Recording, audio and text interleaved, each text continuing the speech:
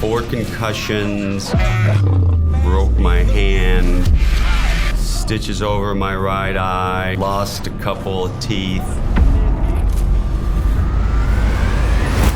When I blew my nose, my left eye popped out of its socket. All right, good luck. Hi, I'm Johnny Knoxville. Steve-O. Bam Margera. Chris Pontius. We man. New England. Ryan Dunn. Welcome to Jackass.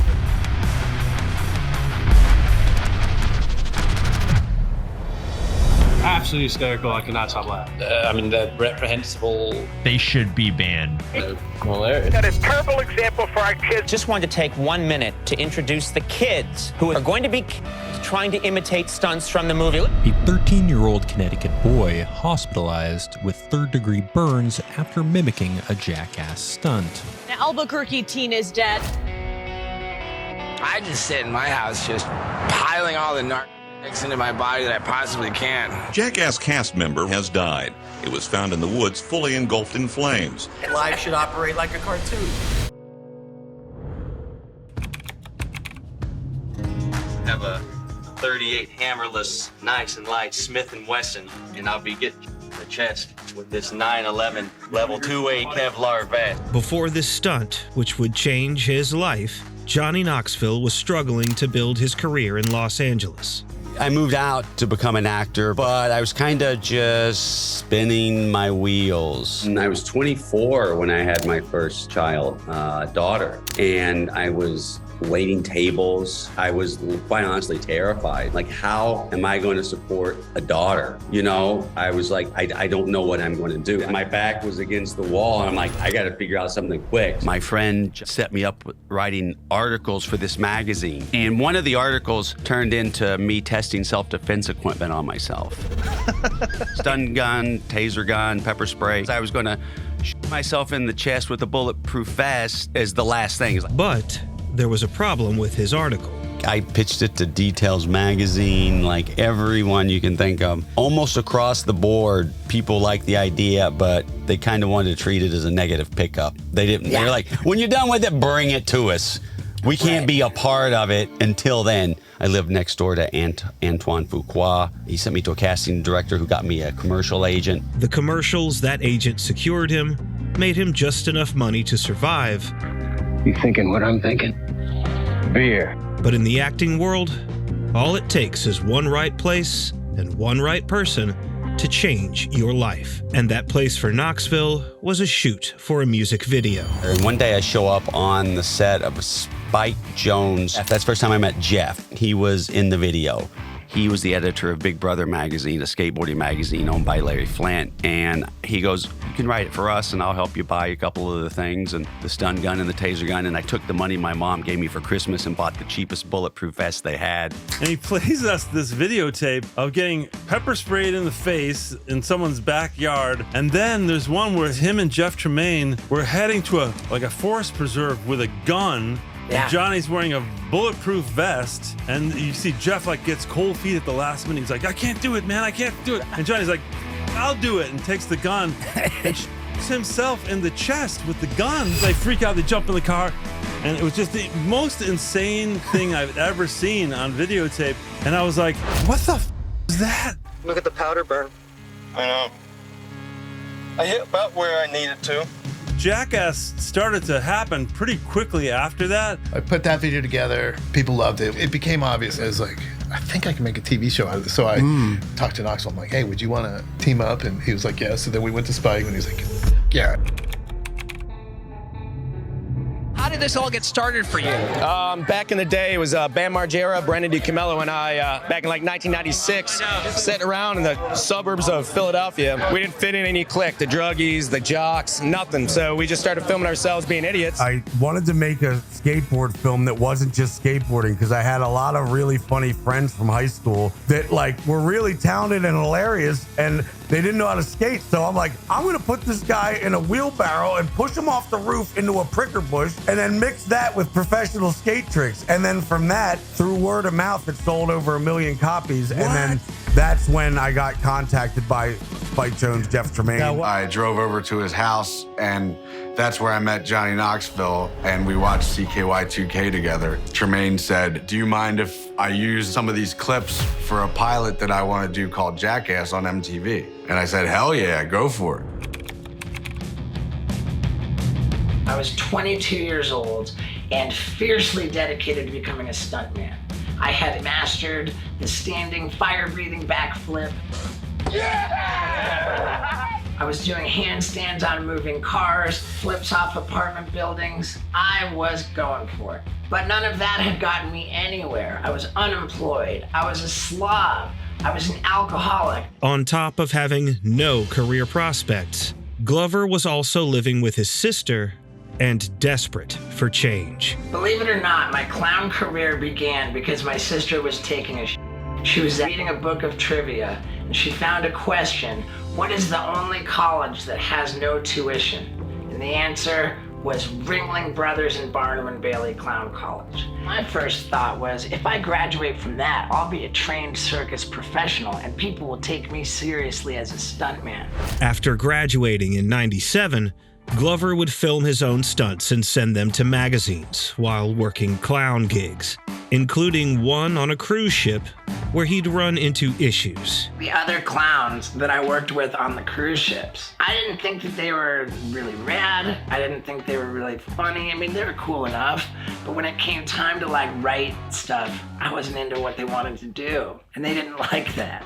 And so they went to the cruise ship bosses and said, hey, if Steve-O comes back for another contract, we all quit. It was a clown mutiny, and that was why I called Jeff Tremaine. I first met Steve-O when I was making Big Brother Skateboarding magazine, and he would just send me photos and footage all the time of him just doing just the most outrageous stunts.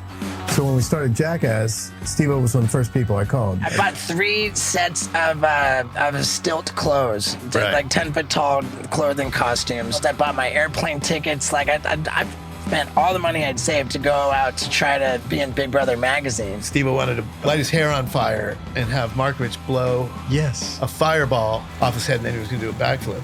And Markovich blew the fireball into his face instead of off his head. And so it just melted all the skin on his face, but he still did the backflip. Steve-O was in, but was far from rich and famous. I left to go film the first season, and when I came back, the circus fired me. My sister ended up kicking me out. Only famous. I was unemployed, homeless, broke, and a star on the #1 show on MTV. People would ask me for a photo, and I would legitimately seek to sleep on their sofa. Although broke, he achieved something he'd been planning since he got the Steve-O nickname. All the way through high school, my friends just called me Steve. I was a complete buttnut, drunk off my ass and doing the dumbest ever all the time. My buddies were pretty much as drunk as I was all the time. So while I was doing my antics, everybody was drunkenly screaming, Steve-O! And that's where my name came from.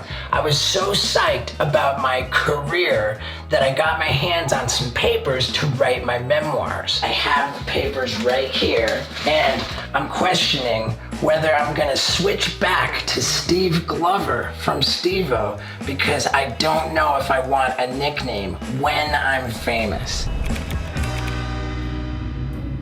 How long were you pro snowboarder? About 93 to 97, and then at 90, I just kept getting these horrible injuries. So I'm like, okay, I give up, and then I turned to the other side of the business and I started shooting photos and writing.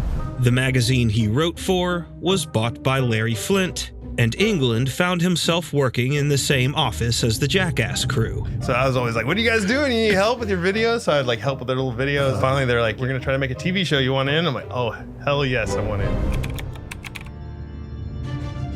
Pontius wrote for Big Brother.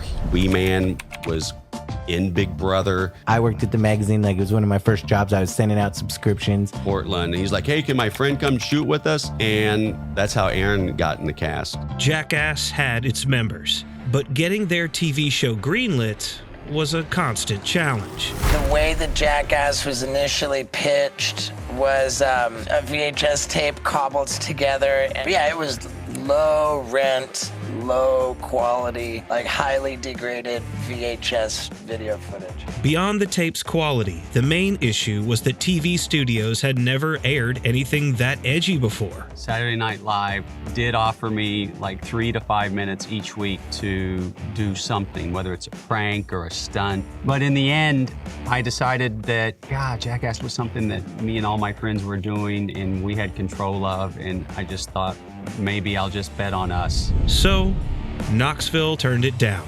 But they still had a shot with HBO. HBO was not mean to us. Okay. We just sputtered through the whole pitch. It was comically funny. So it was these two ladies, and our agent introduced Spike, and Spike's like, and Knoxville and I, we're nobodies, so we're just like, I don't know how to say anything. This is not going well. And so my agent's like, they have tape. So he put the tape on, and crickets the whole time, just like, just crickets, like they didn't react to anything.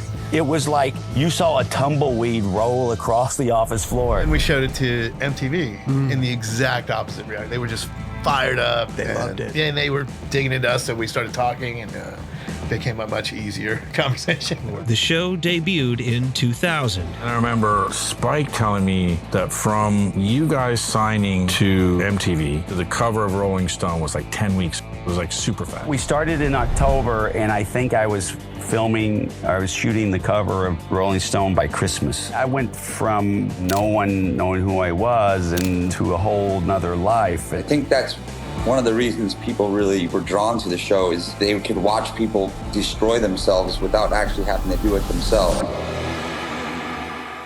Now, if you've seen Jackass, you've seen this, and may have thought, do I really need a warning telling me not to car surf or light my friend on fire?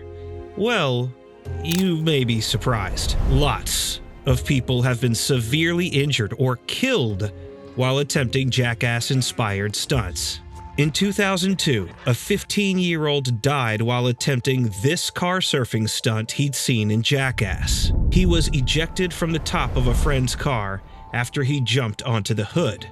When the driver hit the brakes, he hit the pavement, then was run over. In that same year, an 18-year-old set a chair on fire and threw it from the back of a moving truck while friends photographed the stunt. Officials said he either jumped or fell from the truck and died the next day from head injuries. In 2006, a 13-year-old in London was killed instantly when the bike he and a friend were riding smashed into a lamppost after speeding down a hill at up to 40 miles per hour. He was sitting on a seat taped onto the handlebars. All of this was recorded on his camera phone. In 2008, a Florida teen died after riding inside a shopping cart while holding onto an SUV driven by his friend. The cart hit a bump, flipped over, and his head hit the pavement. That friend was convicted of vehicular homicide and got 4 years in prison. It's very unfortunate when anyone gets hurt trying to imitate something that you did. I felt bad, because I had a kid, but I felt like we did everything we could. When injuries and deaths would occur, Knoxville would often express his sympathies to the families and reiterate his warnings, stating, "We don't take submissions. We never have. We have warnings at the beginning and at the end. In every interview I have ever given, I have stressed, don't try this at home. We steer away from stunts that are easily imitable." Among all the copycat incidents, it was actually the very first one that would have the most fateful impact on the Jackass story. But halfway through the second season, there was a copycat incident. Some kid lit himself on fire in Connecticut. Senator Lieberman got all fired up and like, this is irresponsible. MTV's head's got to roll. Like, they put so much pressure on MTV. When Lieberman made it part of his campaign to come down hard on Hollywood, which is really no move at all. There's nothing at stake. You're achieving nothing. It's just a bullshit platform move. In a letter to MTV, Lieberman demanded that the show either be canceled or heavily censored. Suddenly, going into our third season, we had an OSHA person, and we had all these, like they tried to say we couldn't jump off anything higher than 4 feet, and all these really silly rules. We couldn't do the show. I got branded. They said they wouldn't show sizzling, smoking flesh. We said you could shoot it, but we didn't say anything about airing footage of sizzling, smoking flesh. Like, what the do you think branding is? Knoxville's patience was all but gone. I'm not going to do a watered-down version of the show, so after the third season, I gave an interview to my hometown newspaper and said I quit. MTV was kind of stunned by it. I hadn't read any contracts, nor did I really care to. So there was a lot of back and forth about what was going to happen next. MTV actually refused to cave in to the censorship, citing their TV MA rating. But Knoxville still stepped away. I saw the writing on the wall. I'm like, I'm done. And the other members felt the same way. Really, it was Knoxville who quit the show, and then we all quit because Knoxville quit when the show was just taking off. And they like, you can't quit. Yeah, we did. Jackass was dead. But a producer had an idea. While the third season, I think, was happening, this guy David Gale from MTV Films came and met with me. He wanted to have a meeting. He's like, you guys should make a movie. I was like, oh, Spike brought up, like, when we quit, he's like, well, what if we made it an R-rated movie that would eliminate the young kids from, it made sense to us. So we decided, all right, we're going to make a movie. We're going to fucking put this to bed the right way, where we have no restrictions. We have a little more money to do it. Jackass, the movie. Off a mere $5 million budget, the film grossed $80 million. And the reaction from viewers, well, I can speak to the theater I was in. Howling laughter for 90 minutes. I mean, it was a frenzy. People loved it. But as the franchise grew, so did the physical toll of the stunts. I tore my LCL in my right leg, and then I lost eyesight in my right eye for a couple days. I had a concussion, whiplash, stitches in my hand, dislocated shoulder, and my molar knocked out by a dildo bazooka. There's a few times we were shooting that I thought you died. Any particular ones? The golf cart, where the golf cart crashed in the first movie, from my perspective, it looked really awful. When the bull in the new movie, An Invisible Man, hit him and he flips upside down and lands straight on his neck, I thought that could be really bad.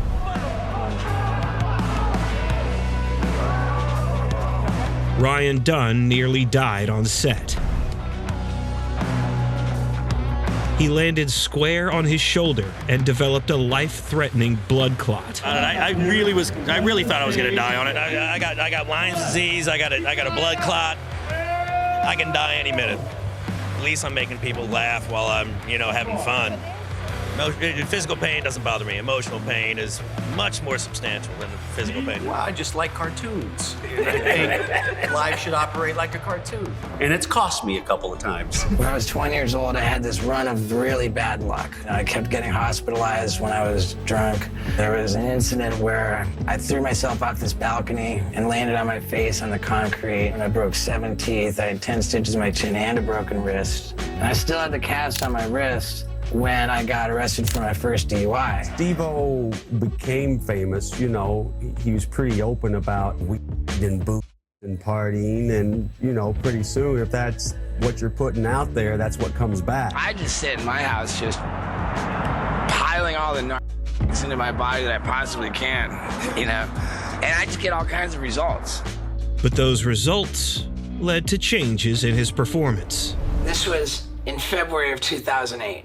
We went out to New York City to film the Jackass 24-hour takeover of MTV. And this takeover was all the Jackass dudes running MTV's programming for 24 hours out of their headquarters. And I was on drugs for 24 hours before it started, and I did drugs the whole time I was there. I have come to attack. Yo, MTV Raps is back. Steve-O was kicked out of the studio for being too intoxicated, and it all went downhill from there. Back then, getting kicked out of a Jackass deal for being too wasted was really something. All of a sudden, we started getting letters with intent to harm himself. He sends out this sounding email about doing this jump from his apartment. I just called Jeff and I was like, let's just go get him and take him to get help. The guys showed up with no cameras, no nothing. They just showed up and they said, there's 8 of us and there's 1 of you.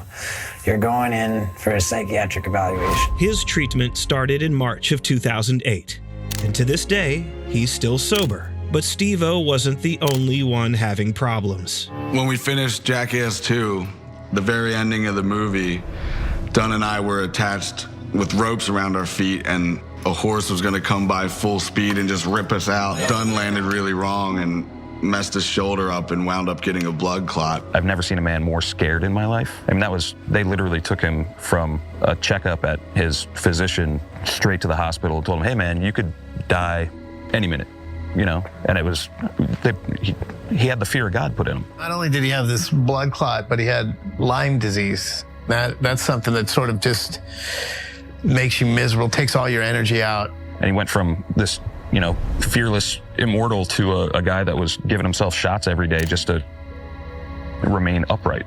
Being frightened and hurt, he's kind of withdrew into it, well, at least away from us. He went in like this really dark place for 2 years.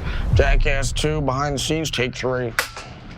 Almost done. Sense the excitement. What? I sense the excitement. I'm on medication. The last thing I can be thinking about right now. Are you hurting? Oh God, you don't even understand. Yeah, blood clot, nerve damage, all because of this garbage.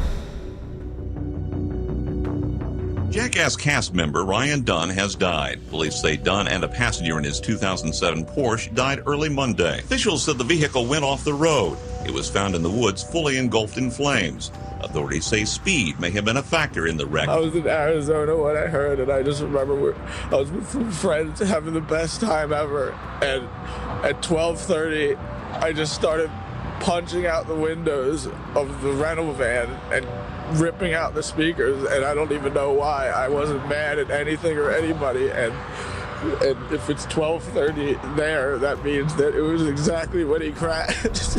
Just prior to getting behind the wheel of his Porsche 911 GT3, Dunn was out drinking at a bar in Westchester, Pennsylvania, where he sent his final text to Bam. Dunn's blood alcohol was 0.196. More than twice the legal limit. You're the happiest person ever. The smartest guy. He has so much talent. It's just not right. My phone rang at like 5 or 6 in the morning, and it was someone from TMZ asking for a comment about Ryan Dunn's death. I'm not mad at them, you know, for that, but I was at the time. I thought that was pretty disgusting.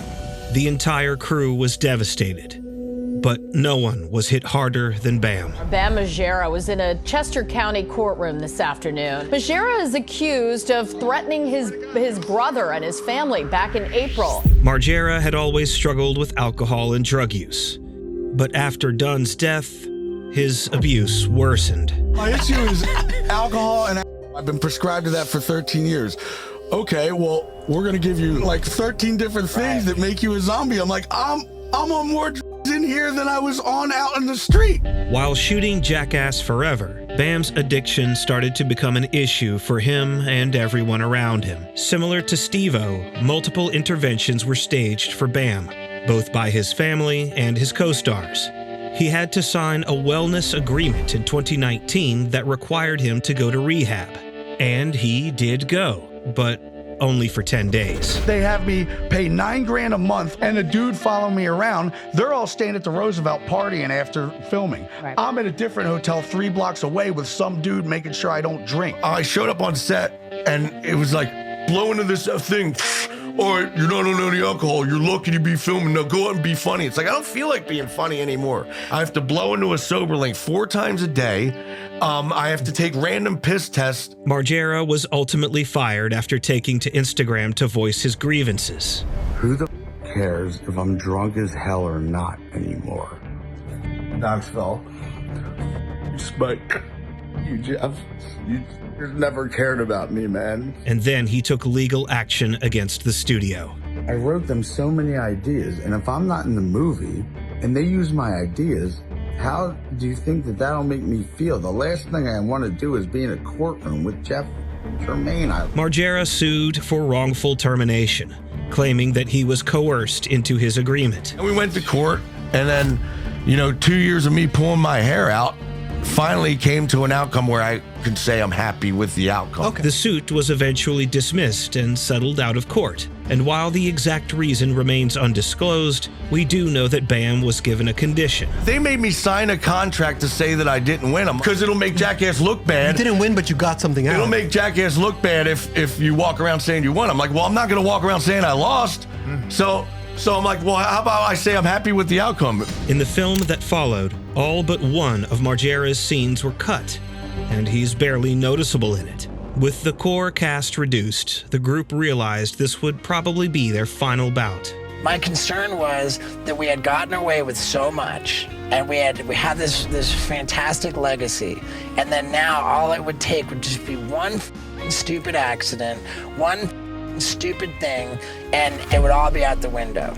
If Jackass had a member die performing a stunt, it would put a permanent stain on its legacy. So much to lose. We've survived so much. And being much older, you can imagine their concern of playing on borrowed time. That was the most concerning concussion I ever had. The hemorrhage on the brain, and over a series of, I would say, 5-6 months, my cognitive skills they fell off the table. Super, gnarly depression, intrusive thoughts, ruminating. My creative brain turned against me. That was definitely the last time that we want to see Knoxville get concussed. That brain bleed. You only have so many of those. Making extraordinary amounts of money is great, but Knoxville knew he couldn't take that money to the grave. It was time to tap out. There may be another Jackass, there may not be, but if there is, I will do my best to sit behind the camera and let the younger crowd take over. But with thrill seekers, there will always be an itch to get back in the ring. Welcome to the first day of our last film. Big announcement, you're going to do another Jackass movie. Yes. This is it, a definitive swan song. Not for the money, but for the love of the series. It's definitely the last. This one's special. It's kind of a love letter to our fans. You're going to let Jackass die? I don't look at it as we're letting it die. I look at it as we're going out strong and it will live on.